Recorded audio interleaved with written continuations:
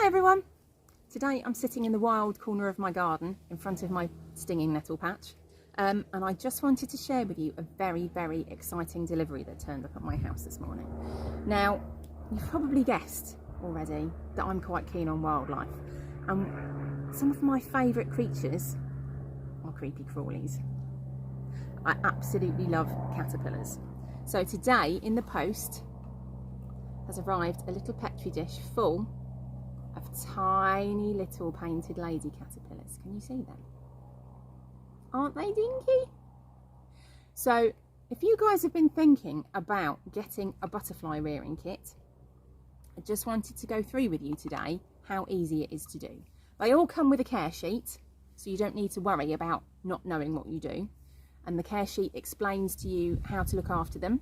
But just in case you were a little bit nervous, I'm going to show you. So when you order your kit offline, it usually comes with a butterfly rearing net like this. It's got a little door in it and it's made of mesh, so it's nice and breathable. And this one's got a window in it so that you can have a look at the progress of your caterpillars, okay? And as I've just said, my caterpillars have arrived in a little petri dish, very securely packaged, so they're not going to get hurt. And in the bottom here, this is a food source that will keep them going for a couple of days, okay? And you can actually leave them in the petri dish for the first couple of days to feed on this to get them started. I'm too keen for that, so I've already undone it. Here we go, and there they are. Now, one of the reasons that I've got my stinging nettle patch behind me is so that I have got a supply of stinging nettles for my caterpillars.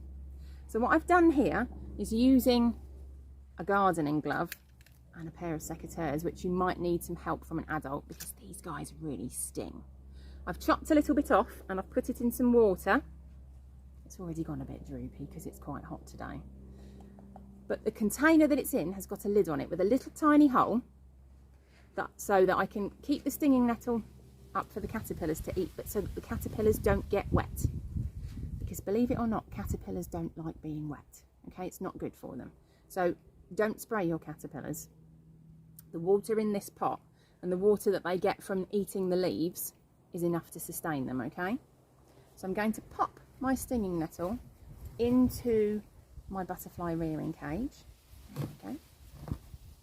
And then one of the leaves is actually touching the bottom of the cage there.